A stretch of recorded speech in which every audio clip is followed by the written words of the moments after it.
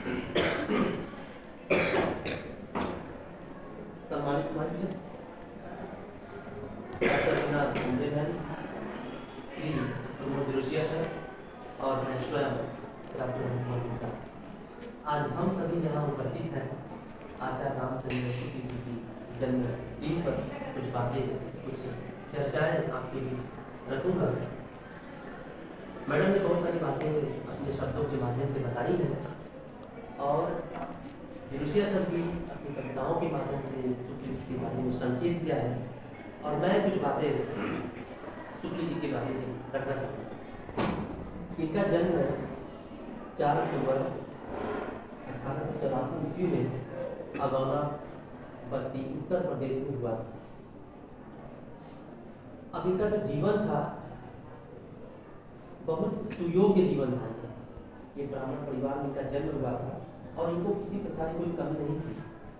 इनके पिता भी शिक्षित है और शिक्षित होने के कारण भी आचार्य रामचंद्र शुक्ल जी अपने जीवन में शिक्षा को ग्रहण किया। अब मैं आता हूँ आचार्य रामचंद्र शुक्ल जी का जो हिंदी साहित्य का इतिहास है 4 खंडों में विभाजित किया गया है। आपको पता होना चाहिए हिंदी साहित्य का जो इतिहास है वो 1929 ईस्वी में लिखा गया है। इतिहासकार होते हैं और ये जरूरी नहीं है कि हम आचार्य रामचंद्र शुक्ल जी के बारे में, क्योंकि इनकी भाषा थोड़ी क्लिष्ट है, लेकिन और सारे इतिहासकार को आप सकते हैं। आप ये समझिए कि हिंदी साहित्य के इतिहासकार आचार्य रामचंद्र शुक्ल जी है। उसके अलावा भी हिंदी साहित्य का सरल इतिहास विश्वनाथ त्रिपाठी, हिंदी साहित्य का दूसरा इतिहास डॉक्टर बच्चन सिंह और हिंदी साहित्य का एक और इतिहास जो संपादकीय रूप में डॉक्टर नरेंद्र जी ने बड़े अच्छे से अपने शब्दों को पिरोया है।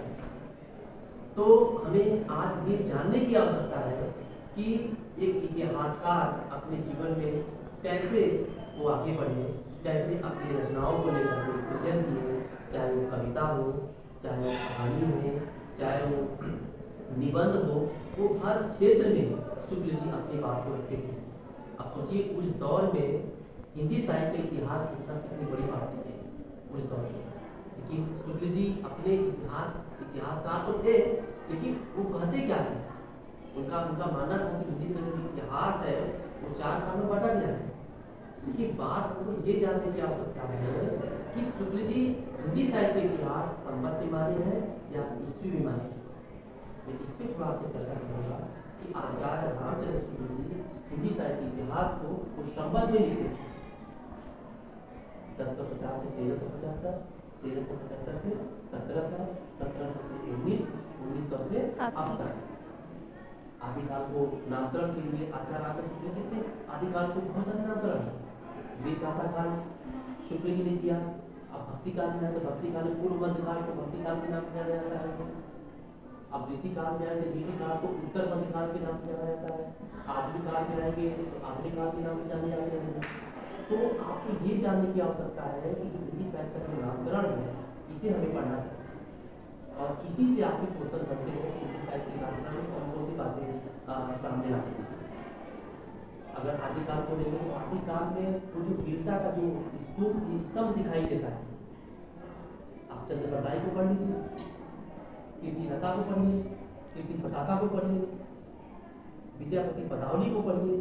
देखिए आदिकाल में कैसे एक खोज हमारे सामने आ रही है।